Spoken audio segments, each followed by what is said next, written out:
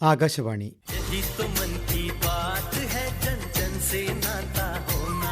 പ്രധാനമന്ത്രി നരേന്ദ്രമോദിയുടെ മൻ കി ബാത്ത് റേഡിയോ പ്രഭാഷണ പരമ്പരയിൽ ഇന്ന് പ്രക്ഷേപണം ചെയ്ത 118 ഭാഗത്തെ ആസ്പദമാക്കി തിരുവനന്തപുരം പ്രാദേശിക വാർത്താ വിഭാഗം തയ്യാറാക്കിയ പ്രത്യേക പരിപാടി.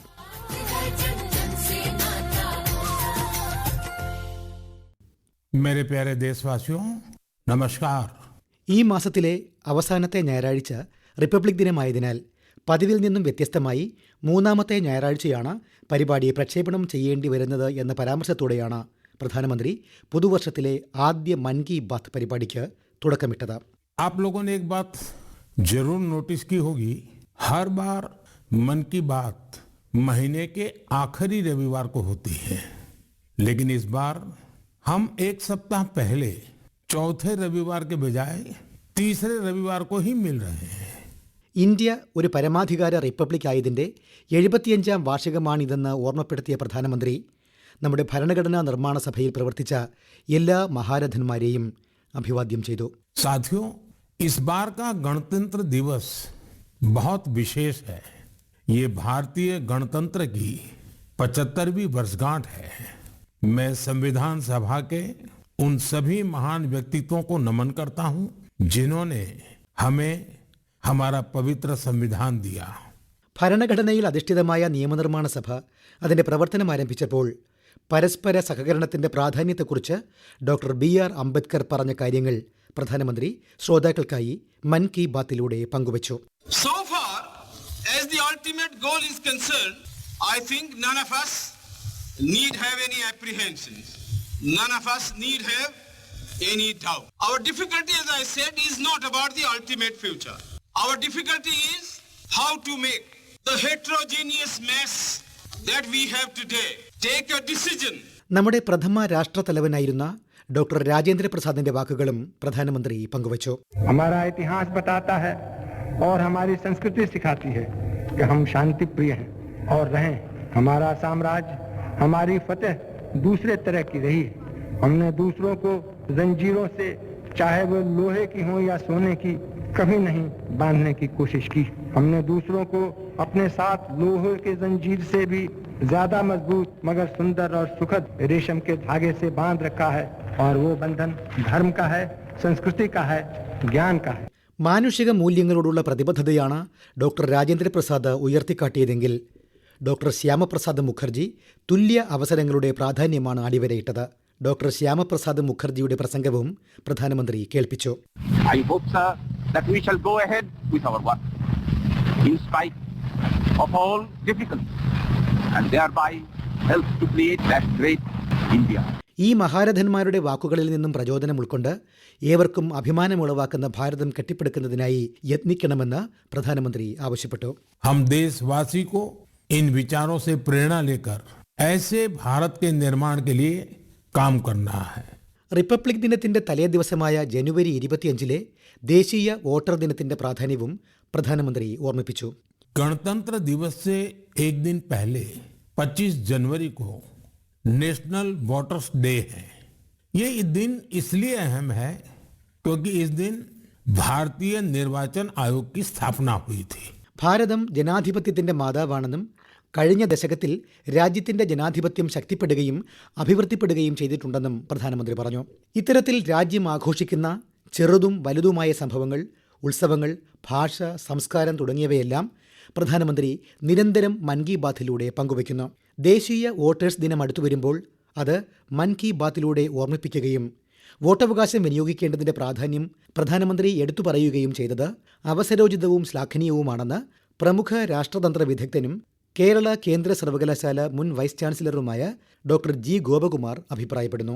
നമ്മുടെ പ്രധാനമന്ത്രി ഇന്നത്തെ മൻ കി ബാത്തിൽ വളരെ പ്രാധാന്യത്തോടുകൂടി പറഞ്ഞ ഒരു കാര്യം ദേശീയ വോട്ടർ ദിനത്തെ കുറിച്ചാണ്. അദ്ദേഹം മറ്റു പല കാര്യങ്ങളും പറഞ്ഞു. തീർച്ചയായിട്ടും കുംഭമേളയെ കുറിച്ച് പറഞ്ഞു, അതിന്റെ ചരിത്ര പ്രാധാന്യവും സാംസ്കാരിക പ്രാധാന്യവും എടുത്തു കാണിച്ചു. അതോടൊപ്പം ഇന്ത്യയിൽ വളർന്നു വരുന്ന സ്റ്റാർട്ടപ്പുകളെ കുറിച്ച് പറഞ്ഞു. ഇതൊക്കെ അദ്ദേഹം ഹൈലൈറ്റ് ചെയ്തു. പക്ഷെ നമുക്കിവിടെ പരാമർശിക്കപ്പെടാൻ താല്പര്യപ്പെടുന്നത് ദേശീയ വോട്ടർ ദിനത്തെ കുറിച്ചാണ്.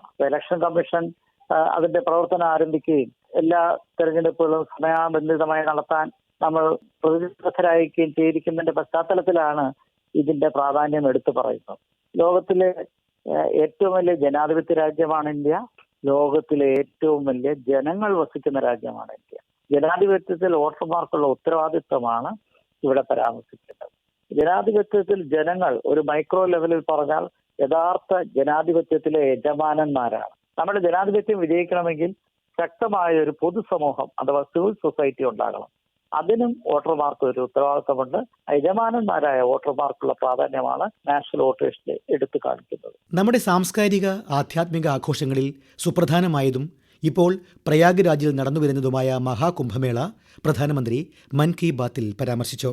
मेरे प्यारे देशवासियों, प्रयागराज में महाकुंभ का श्री गणेश हो चुका है.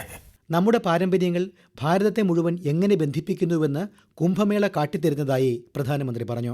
ഇത്തവണത്തെ മഹാകുംഭമേളയിൽ കാണുന്ന യുവാക്കളുടെ പങ്കാളിത്തം ശ്രദ്ധേയമാണ്.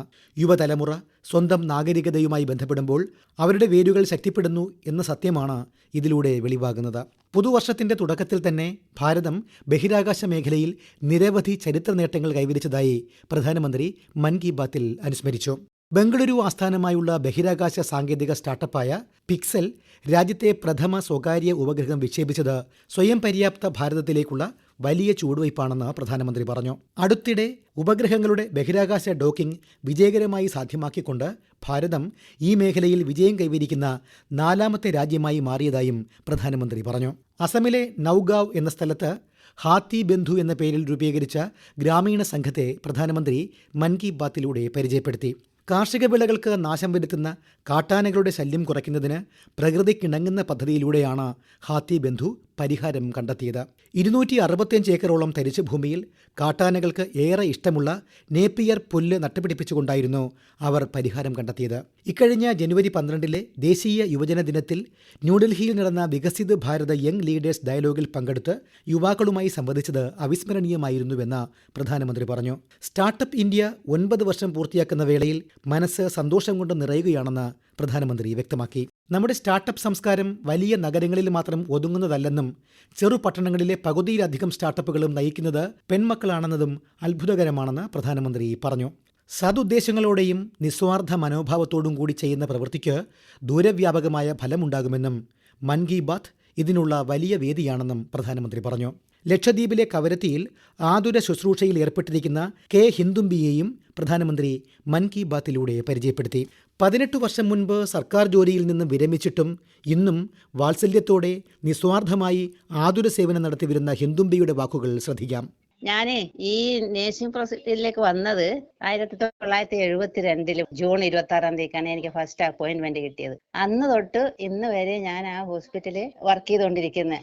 നേവി കപ്പൽ വരെ ഞാൻ യാത്ര ചെയ്തിട്ടുണ്ട് ഒരു പേഷ്യന്റിന് വേണ്ടിയിട്ട്. ഒരു പേഷ്യന്റിന് ഡെലിവറി എടുത്ത് അവിടെ അമേനി ദ്വീപിൽ പോയിട്ട്. അപ്പൊ മൻ കി ബാത്തിൽ ഇങ്ങനെ ഒരു ആളെ എടുത്ത് പറയണമെങ്കിൽ ആ പ്രധാനമന്ത്രിന്റെ ആ ഒരു മനസ്സ് ഞാൻ എന്താ പറയേണ്ടതെന്ന് എനിക്ക് കണ്ണിന്നിങ്ങനെ വെള്ളം വരികയാണ് ശരിക്കും.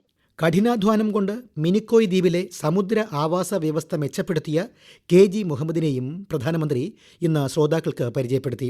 തന്റെ എളിയ പ്രവർത്തനങ്ങളെ പ്രശംസിച്ചുകൊണ്ടുള്ള മൻ കി ബാത്തിലെ പ്രധാനമന്ത്രിയുടെ പരാമർശം അഭിമാനം ഉളവാക്കുന്നതാണെന്ന് KG മുഹമ്മദ് പ്രതികരിച്ചു.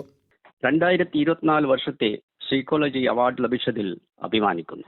ബഹുമാനപ്പെട്ട പ്രധാനമന്ത്രിയുടെ മൻ കി ബാത്തിൽ ഈ നേട്ടത്തിന് എന്നെ പ്രശംസിച്ചതിൽ ഞാൻ അതിലേറെ അഭിമാനിക്കുകയാണ്. മിനിക്കോയ് ദ്വീപിലെ പാരിസ്ഥിതികവും തനതായ സംസ്കാരവും സംരക്ഷിക്കുന്നതിനായി കഴിഞ്ഞ കുറെ വർഷങ്ങളായി ഞാൻ പ്രവർത്തിച്ചിട്ടുണ്ട്. മിനിക്കോയ് ദ്വീപിലെ നാടൻ കലകൾ കൂടാതെ പരമ്പരാഗത ബോട്ട് റേസ് റിവൈവ് ചെയ്യുന്നതിനായി ഒരുപാട് പ്രവർത്തിച്ചിട്ടുണ്ട്. ഒരിക്കൽ കൂടി നന്ദി രേഖപ്പെടുത്തുന്നു. ഇന്ത്യൻ സ്വാതന്ത്ര്യത്തിനു വേണ്ടി കഠിനമായി പോരാടിയ സുഭാഷ് ചന്ദ്രബോസിനെ കുറിച്ചുള്ള ഒരു സംഭവം വിവരിച്ച പ്രധാനമന്ത്രി അദ്ദേഹത്തിന്റെ ജന്മദിനമായ ജനുവരി 23 പരാക്രം ദിവസായി ആഘോഷിക്കുന്ന കാര്യവും മൻ കി ബാത്തിൽ ഓർമ്മിപ്പിച്ചു.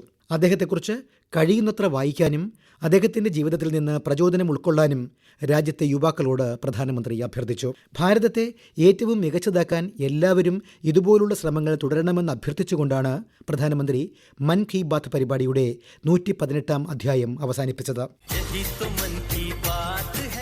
നിങ്ങൾ ഇതുവരെ കേട്ടത് പ്രധാനമന്ത്രി നരേന്ദ്രമോദിയുടെ മൻ കി ബാത്ത് റേഡിയോ പ്രഭാഷണ പരമ്പരയിൽ ഇന്ന് പ്രക്ഷേപണം ചെയ്ത 118ാം ഭാഗത്തെ ആസ്പദമാക്കി തിരുവനന്തപുരം പ്രാദേശിക വാർത്താ വിഭാഗം തയ്യാറാക്കിയ പ്രത്യേക പരിപാടി. ഏകോപനം മയൂഷ AM. തയ്യാറാക്കി അവതരിപ്പിച്ചത് അനിൽകുമാർ ഐരൂപ്പാറ.